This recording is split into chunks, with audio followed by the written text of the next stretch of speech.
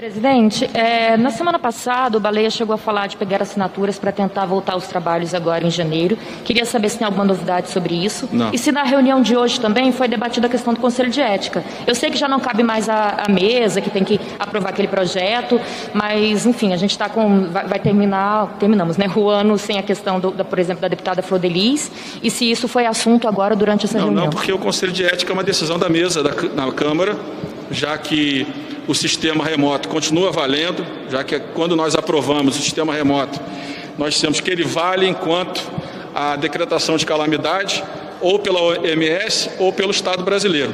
Então ele continua valendo.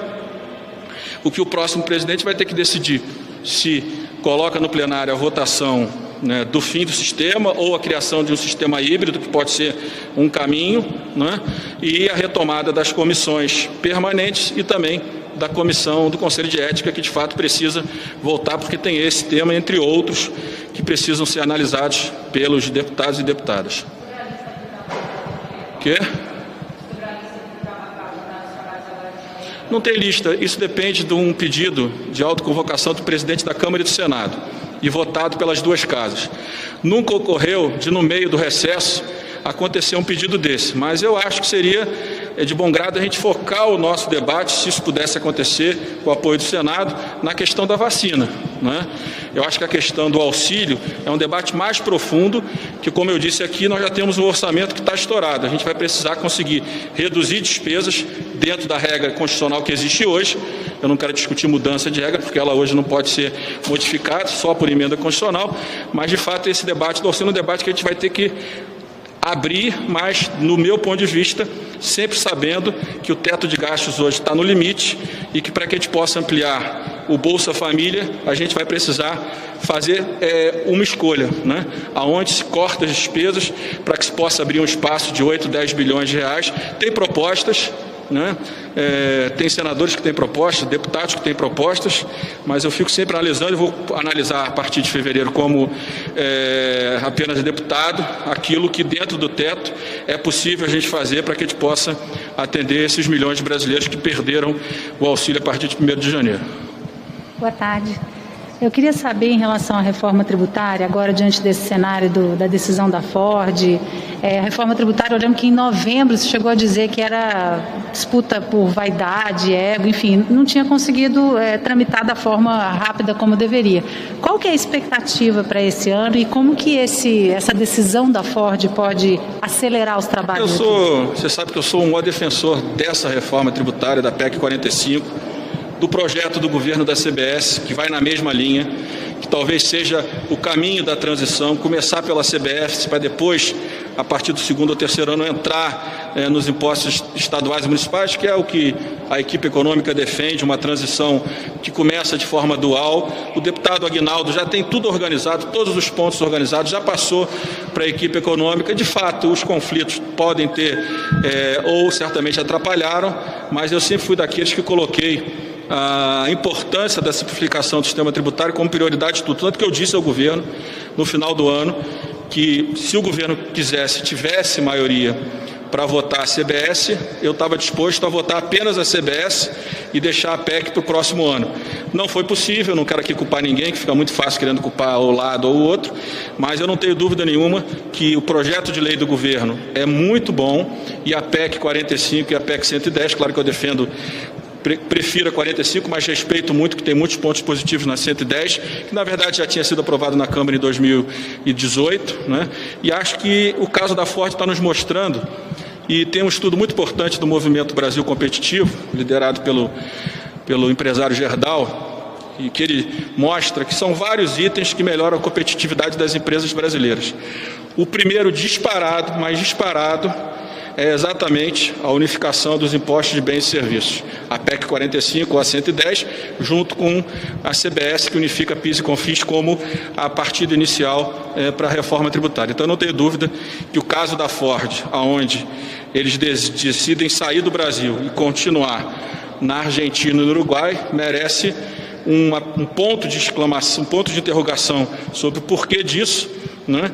E como um país do tamanho e da importância do Brasil é preterido por dois países importantes, mas que não tem a dinâmica da economia como o Brasil. Aliás, sempre se fala muito mal da Argentina, infelizmente, ou felizmente para os argentinos, não vou criticar a decisão de ficar na Argentina, mas nós queríamos que a Ford, com todos os benefícios que teve, com todas as facilidades que teve do governo brasileiro, da noite para o dia, me pareceu que o governo não tinha nem informação que a Ford tomaria aquela decisão. Então, essa questão dos subsídios tributários, junto com a reforma política, é outro debate.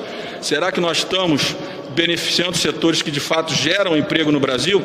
Né? Eu acho que esse é um outro debate importante. São quase 400 bilhões de subsídios que muitas vezes beneficiam setores improdutivos, ineficientes e que vendem produtos caros de péssima qualidade no Brasil.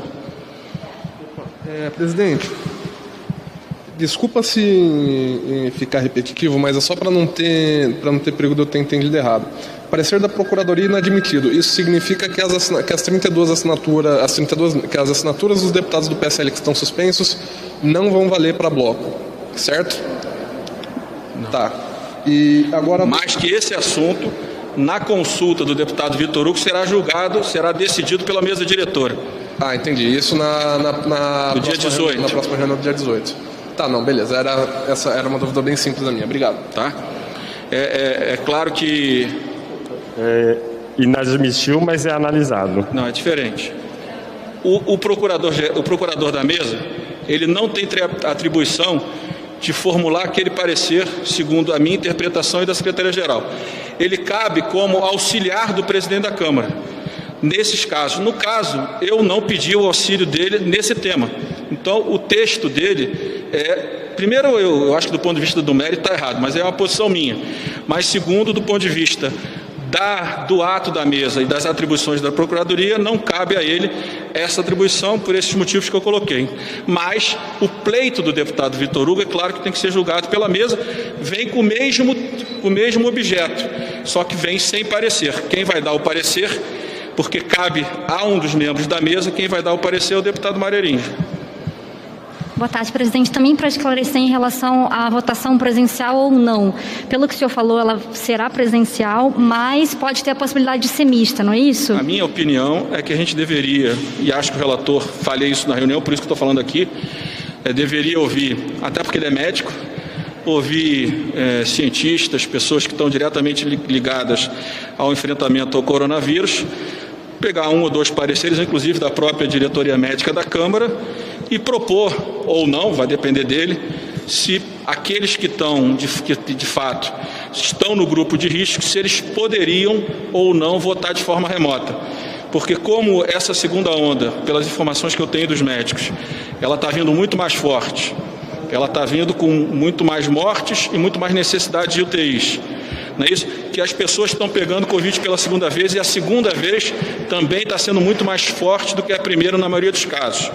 Se não caberia à mesa decidir para que essas pessoas que estão em grupo de risco, se eles não poderiam votar de forma remota. Mas é uma decisão que a mesa vai tomar. Eu acho que essa preocupação, para que amanhã nenhum de nós seja responsável pela perda de uma vida de um deputado, de uma deputada, de um funcionário da Câmara, né, de uma funcionária da Câmara, eu acho que seria o mais seguro.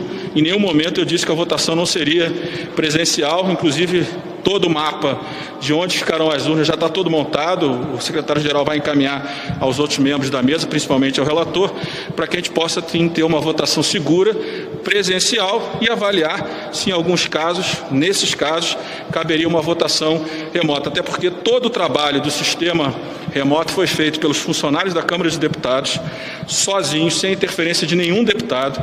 É um sistema que nós votamos matérias importantes, emendas constitucionais, elegemos membros da mesa, elegemos membros do CNJ, do Conselho Nacional do Ministério Público. É um sistema seguro, né, e que nós devemos valorizá-lo até como um instrumento no futuro para que a gente possa ter um sistema híbrido de votações. Muitas vezes a gente precisa estar votando de madrugada aqui, talvez não seja melhor que a partir de um certo horário os deputados possam votar de forma remota à noite, para que não fique todo mundo aqui tendo que vir e voltar até 2, 3 horas da manhã em votações urgentes que precisam, estão com prazo curto para sua votação, principalmente medidas provisórias, onde a oposição faz obstruções de longo tempo. Então, eu acho que Eu acho que o modelo, do meu ponto de vista, o que eu defendo é exatamente essa proteção e vai ser uma decisão, claro que da mesa, mas nós vamos gerar todas as condições no Salão Nobre e no Salão Verde para que todos os deputados que estejam em Brasília, possam votar e votar com o distanciamento necessário, garantindo a proteção da vida dos parlamentares e também dos funcionários da Câmara de Deputados. Em relação à data, isso também já está definido que vai ser dia 2 ou também dia 18 vai ser definido? O que diz o regimento, a mesa vai decidir, é que a formação dos blocos é feita até o dia 1º de fevereiro e a votação sempre tem sido no dia seguinte. Mas se a mesa decidir de forma diferente, do meu ponto de vista não tem problema. Você vai formar o bloco até um horário e fazer a eleição à noite. Se tiver 2 turnos, isso vai empurrar até a madrugada. Mas é uma decisão da mesa. A praxe, no meio do mandato, tem sido eleições no dia 2, no dia 3, entrando no dia útil, mas respeitando o que diz o regimento, que a formação de bloco, na verdade, o prazo limite é até o dia 1º de fevereiro. Perfeito, obrigado. Pronto? Semana que vem, né? Essas definições vão ficar, então, para o dia 18, próxima segunda-feira, esses 3 pontos. Isso. Saem todos na segunda-feira. Isso. Desculpa, eu tenho que fazer uma pergunta que a gente teve ontem com o Arthur Lira e eu fiz para ele, eu preciso fazer para o senhor também. O senhor não acha que é arriscado o fato do governo estar tão próximo do DEM no Senado? Isso não pode ser usado de uma certa maneira pelo Lira e pelos aliados do Lira para mostrarem que o DEM não é um partido tão independente e que a candidatura do Baleia também não seria tão independente em relação ao Planalto? Olha, eu acho que a candidatura do Baleia é uma candidatura independente. O governo, quando formou a sua base no meio da pandemia, tanto o DEM quanto o PSDB, quanto a Cidadania, quanto o Partido Verde, quanto o PSL, nenhum deles aceitou compor a base e foram formadas 2 bases, da do governo e uma base independente que tem convergência na pauta econômica. Você pergunta por que o deputado Baleia tem tantos votos próximos aos votos do governo. Eu vou lhe explicar de forma muito fácil. Porque muitas matérias polêmicas a presidência da Câmara barrou e não deixou pautar. Certamente, se matérias sobre armas, sobre meio ambiente e tantas outras tivessem ido a voto, certamente o número de votos do deputado Baleia divergentes do deputado Arthur e da base do governo seria muito maior. Mas, como a pauta da Câmara é a pauta ouvindo os líderes do presidente da Câmara, muitas dessas matérias radicais e polêmicas, elas foram evitadas pela presidência da Câmara, gerando uma falsa expectativa que os 2 têm a mesma pauta. Não é verdade. Nós temos convergência com a pauta do governo, na pauta econômica, apesar das minhas divergências com o ministro Paulo Guedes, o maior respeito, admiração e principalmente pela luta dele em tentar mudar o país, em tentar acabar com lobbies do setor público, lobbies do setor privado, que não beneficiam os mais pobres, beneficiam só uma elite brasileira do setor público e do setor privado. Então, você vê um caminhamento muito parecido por esse motivo. E é natural que, no Senado, o presidente Davi tenha construído uma relação de mais proximidade com o presidente da República. Não tem nenhum problema o presidente da República ter simpatia pelo candidato B ou pelo candidato A. O que eu acho que tem que tomar cuidado é que, com um orçamento que não tem espaço para investimento, eles estarem oferecendo emendas por aí que eles, mais uma vez, não vão cumprir a palavra com os deputados. Se você tem um rombo no teto de gasto de 25 bilhões, o que deixa claro que não há recurso para investimento. Se não há recurso para investimento, vai ser muito difícil o governo conseguir cumprir essas promessas que estão fazendo aos parlamentares sobre a questão dos recursos extra-orçamentários, o que pode gerar, no segundo momento, logo a partir de março, uma animosidade do plenário com as matérias do governo, mesmo aquelas consensuais em relação à agenda econômica do nosso país. Gostou? Afiado?